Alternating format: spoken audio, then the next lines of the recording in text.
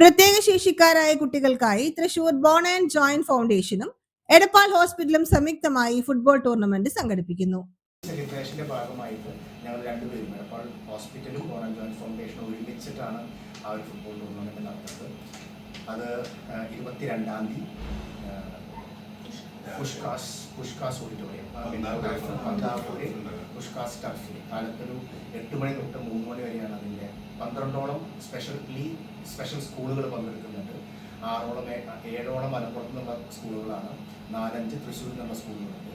Special സ്കൂളുകളാണ്. Disability certificate ഉള്ള differentially abled ആയിട്ടുള്ള കുട്ടികൾ തന്നെയാണ് തരുന്നത്.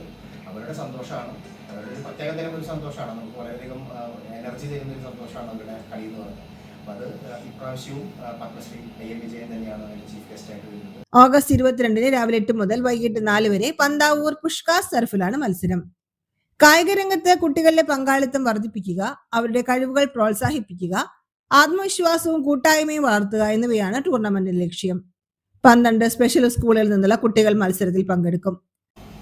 കഴിഞ്ഞ ഒരു വർഷമായിട്ട് നമുക്ക് എടപ്പാളിൽ നമുക്കറിയാം, പണ്ടൊക്കെ റോഡ് അപകടങ്ങളൊക്കെ വരുമ്പോൾ നമ്മൾ തൃശ്ശൂർ കുമ്പളേക്കൊക്കെ പോയിരുന്നു, ഓർത്തോയ്ക്ക് പ്രത്യേകിച്ചു.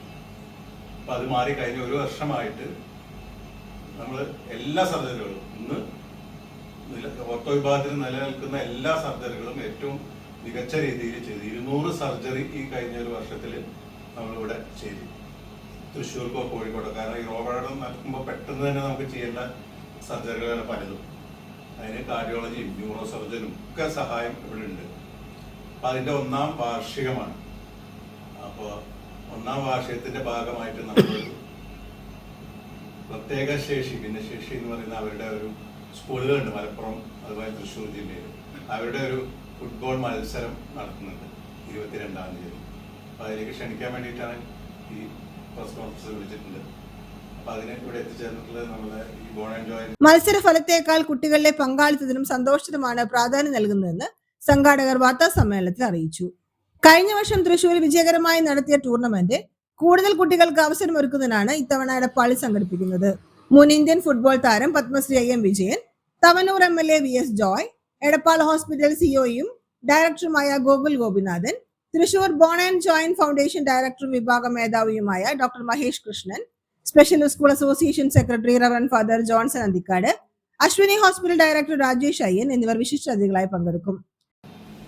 എന്തായാലും ഈ ഒരു വർഷം തികയാണ്. ഞങ്ങൾക്ക് വളരെയധികം ഇനിയും ഇമ്പ്രൂവ്മെന്റിന്റെ സ്കോപ്പ് ഉണ്ട്. എന്തായാലും നമ്മൾ ഉദ്ദേശിച്ച പോലെ ഇതൊരു സെന്റർ ഓഫ് എക്സലൻസ് ആവുന്നുള്ള ഒരു സംശയമില്ല. അപ്പോൾ എന്തായാലും wishing bone and joint all the best. And Edappal hospitals bone and joint foundation ഇനി കേരളത്തിൽ തന്നെ ഏറ്റവും നല്ലൊരു ഓർത്തോപീഡിക് ഡിപ്പാർട്ട്മെന്റ് ആയിട്ട് അറിയപ്പെടട്ടെ എന്ന് ആശംസിക്കുന്നു. വൈകിട്ട് നടക്കുന്ന സമാപന ചടങ്ങിൽ വിജയികൾക്ക് ട്രോഫികളും മത്സരത്തിൽ പങ്കെടുക്കുന്ന മുഴുവൻ കുട്ടികൾക്കും മെഡലുകളും സർട്ടിഫിക്കറ്റുകളും ഓണസമ്മാനങ്ങളും വിതരണം ചെയ്യും. വാർത്താ സമ്മേളനത്തിൽ ഡോക്ടർ മഹേഷ് കൃഷ്ണൻ, അസ്ഥിരോഗ വിദഗ്ധൻ doctor Nishanth, Edappal hospital CEO Gokul Gopinathan, group manager Athmajan Pallippad എന്നിവർ പങ്കെടുത്തു.